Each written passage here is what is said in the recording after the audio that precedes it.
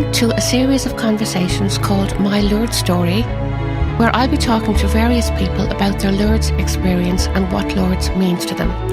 I'm Joan Cahill, and I've spent a lot of time over the last few years in Lourdes, a place that is very special to me. I'm talking today to Caroline Trainor.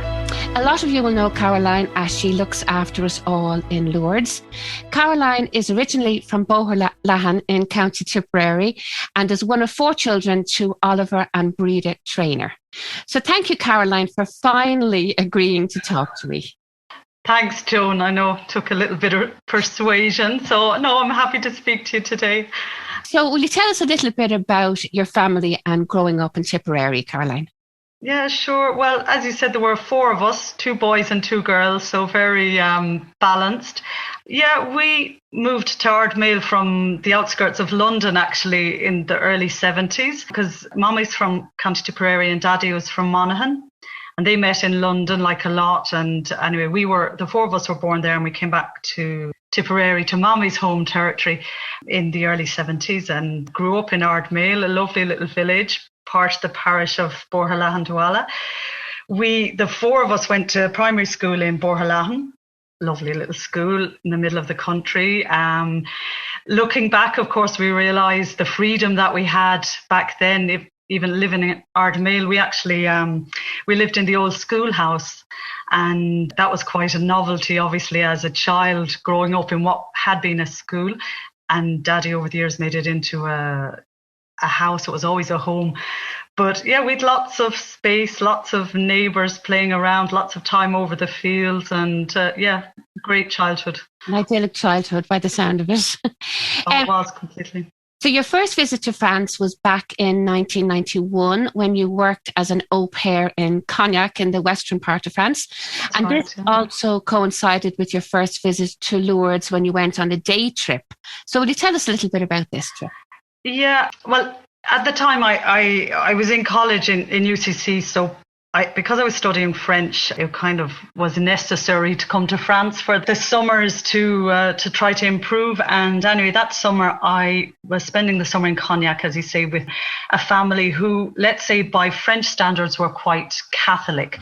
And so they had 5 children, and during their summer holidays, anyway, they chose to come to the Pyrenees for a week. They rented a gîte in another valley, about an hour and a half from Lourdes. But part of why they wanted to be in that part of the Pyrenees was that it was relatively near Lourdes, and they wanted to visit Lourdes. So anyway, as I was spending the summer with them, I came with them for the day. Now, it wasn't quite a pilgrimage from my point of view, in the sense that there were 5 children between 10 and 2.5. And in particular, let's say the 2.5-year-old, a lovely little girl, but quite, how do you say, headstrong. She took exception to being put in the buggy, for the afternoon or for the day we were in Lourdes. So that was a lot of my memory of the day, was trying to keep her under wraps. But no, I do remember, obviously, down at the grotto, in particular, we spent some time on the far side of the river, I suppose, with the 5 children, to try to keep them under control. And I know the family were very, let's say, they wanted to, there was a blessing of the children at the grotto at 3 or 3:30. And I know that when my early years working here, I remember that used to take place as well. Anyway, they brought the children over for that. And I know that we walked up by what I learned later would have been the Bowley Mill and the Casho. I just remember the very narrow streets, and holding the hand of the 2.5-year-old who was trying to escape, let's say.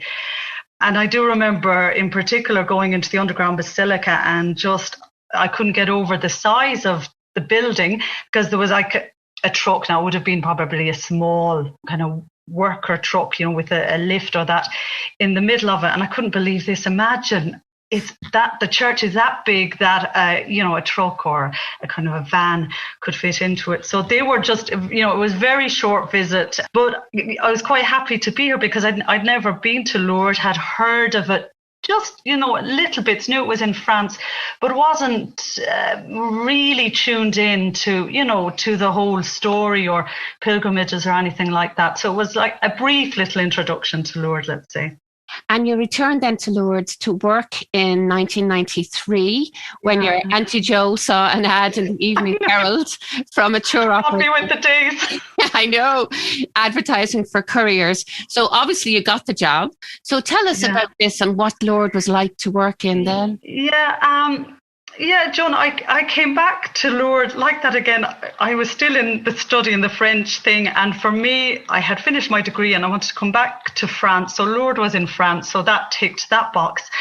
A little bit on a wing and a prayer, I have to admit, because my only knowledge of Lourdes was my little afternoon with the 5 children, and also a little knowledge gleaned from your basic little book on Lourdes, because in fact that summer Mommy had come to Lourdes with Cashel and Emily pilgrimage with my Auntie Jo and my Auntie Maura. So the 3 sisters had come with Cashel and Emily, and I at the time was up in the north of France in Normandy. And I remember being on the phone to Mommy at the time after she came back from Lourdes, and she was really, taken by it. They had a great pilgrimage. And she mentioning, all the young people involved and how it would be lovely if, any of the 4 of us at some stage could come here to work. She meant obviously, as helper with the pilgrimage. So anyway, kind of Lourdes was a subject of conversation, let's say, when I went home that time. So anyway, I went home, was home for about 10 days, and next thing I found myself on a plane back to Lourdes. I really didn't know what to expect. I had a job as a courier. I actually wasn't even sure what that meant. I knew it would be looking after people. But when I arrived first, the time the flight was were with Aer Lingus quite late in the evening. So I reckon it was around 10 o'clock at night. I know it was dark, and it was the very end of August. And I know my first impressions meeting the people, my future colleagues and the people in the hotel that we went to that night, the sheer energy and enthusiasm and good humour of the girls and the guys, the couriers, the representatives who met me and met obviously the plane load. The plane load were their priority, and I was tagging along. That just overwhelmed me. And the following morning, I was given a uniform and told to follow Brona, actually, with a lovely group. And I was tagging along, and I said, oh my goodness, I will never be able to do this. How will I remember all of that information? How will I tell people that information? So anyway, I spent 5 days following Brona and Margaret at the time, and James and Anthony, two guys who were working there. One was a seminarian, the other was trainee barrister.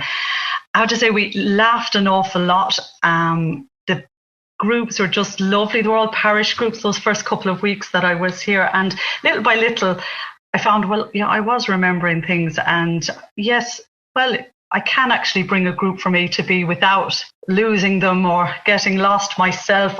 I have to admit, my first time going on a walking tour, first couple of times taking a group on a walking tour, because, you've followed once and then it was your turn. Now, I did use the little bits of spare afternoons to try and find out a little bit more. Yourself, wander down around the sanctuary, try to find out where places are and whatever. But I can still remember the first couple of walking tours, and you'd be up by the Cash or the Bowley Mill, depending on what direction you're coming from. Well, do I turn right or left? I'm very conscious that you have 30, 40, maybe 50 people behind you.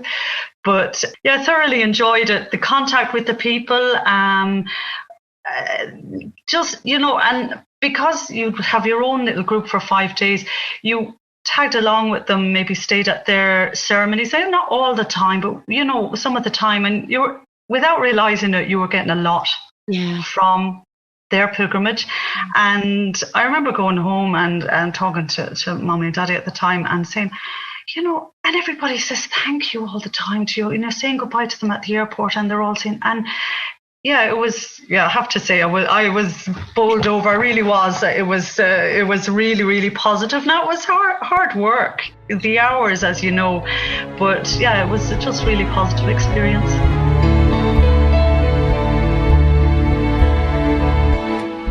And I know you continued to work there then for a number of summers. Back in the late 90s, you met a particular Frenchman called Fred. I did indeed. Yeah. Gave you a special reason to stay.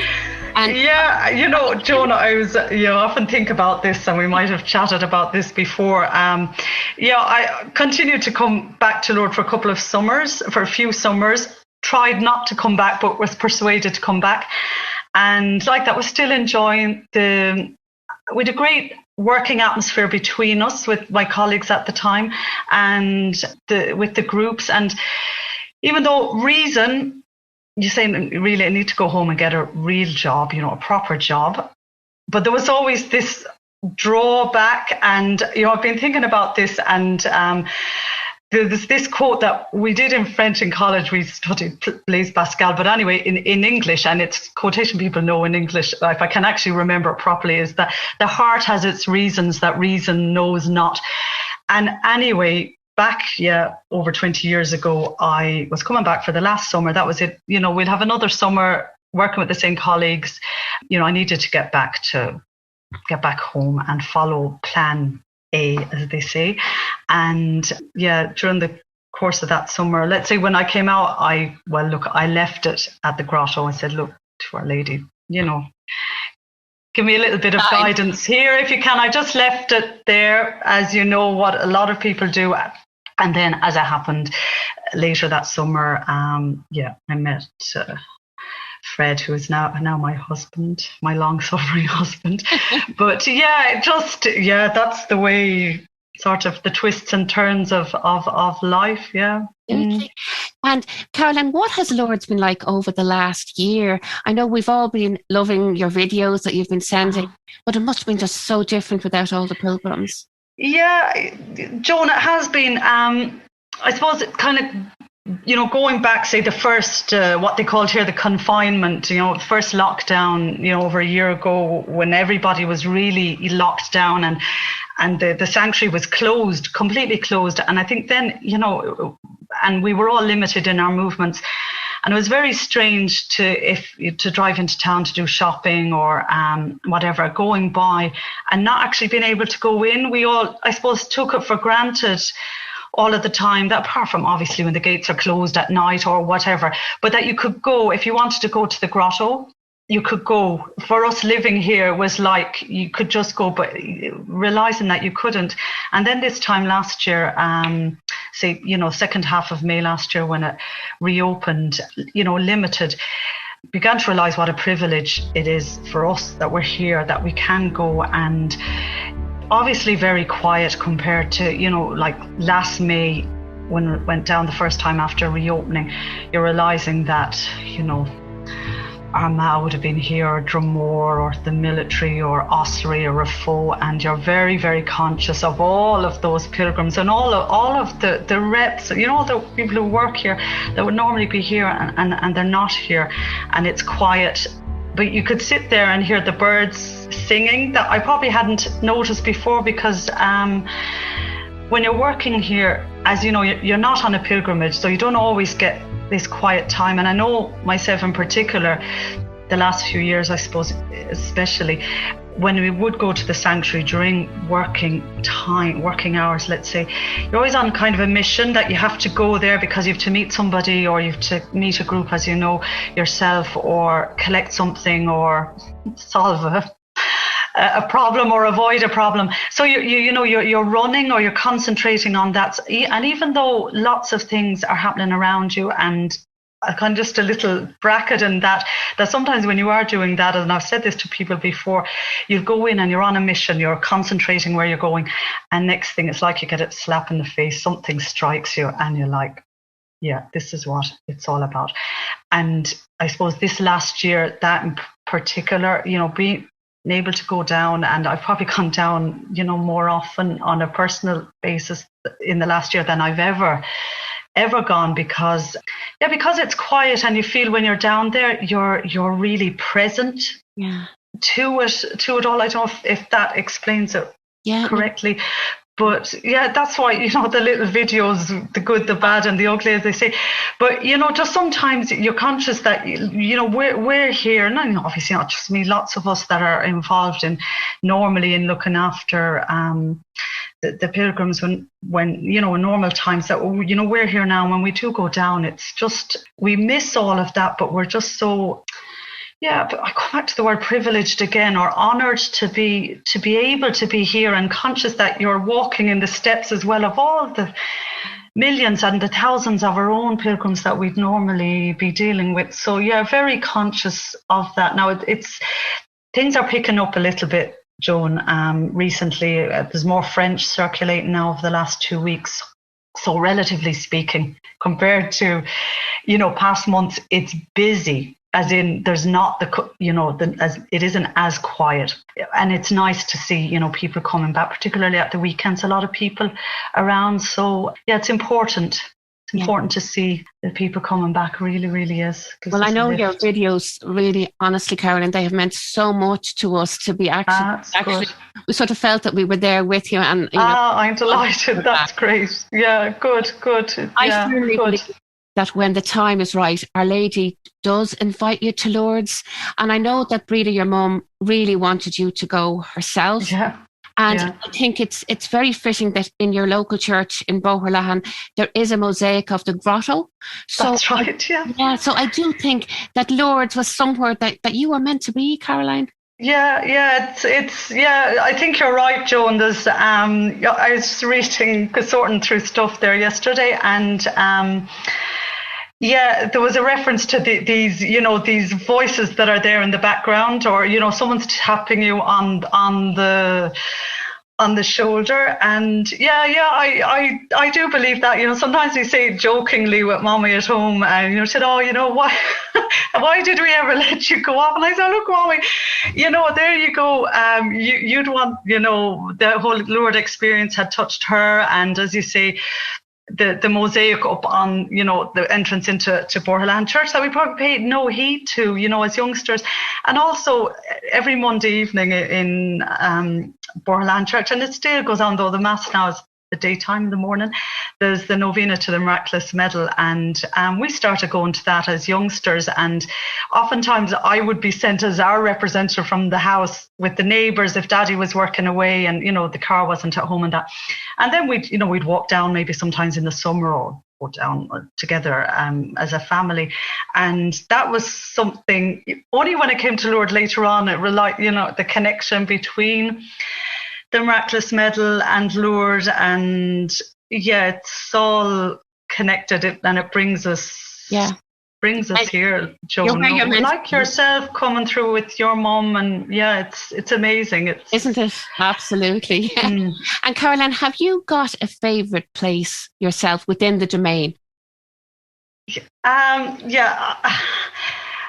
a hard question to answer, because I think my point of view has probably changed over the last year, and I suppose over the years there's been lots of little moments that I said that'll always stick in my mind as that being the favourite moment, particular place, be it a youth choir was Elfin at the time singing a song, and my colleague at the time slipped a little angel statue into my hand, and sort of seized the moment, or being down at the grotto with my parents, or, there's moments that you'll always remember.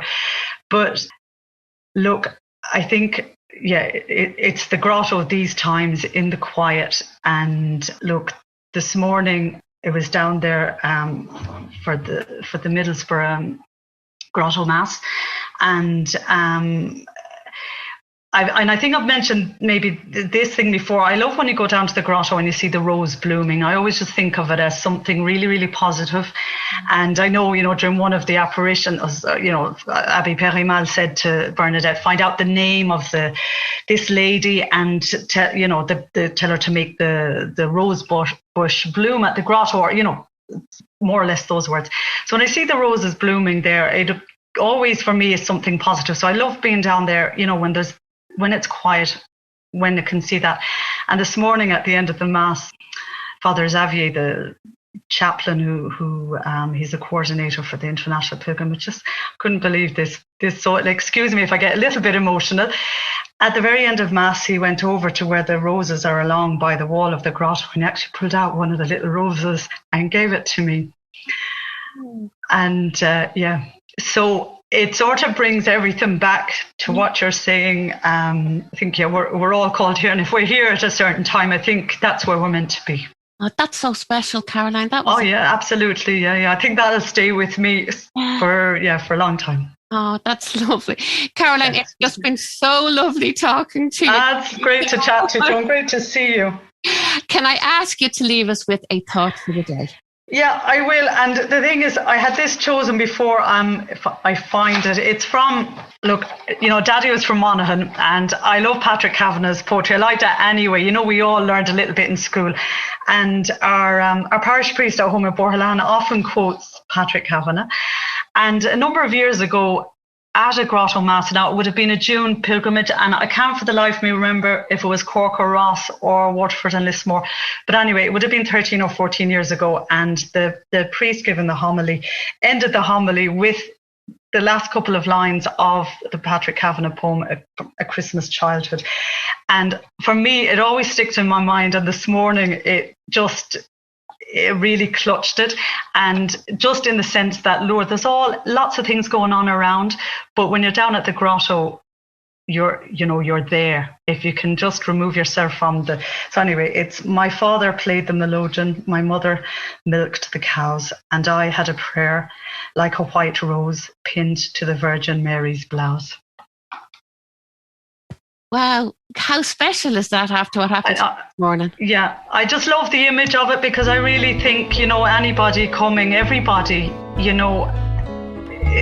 they're leaving their prayer, their intentions there, be it from a distance, and that speaks a lot to me, Absolutely. Let's say, particularly at the moment. Yeah. Caroline, thank you so much for talking. You're welcome, John. It's been lovely. Thank you so much. Thank you.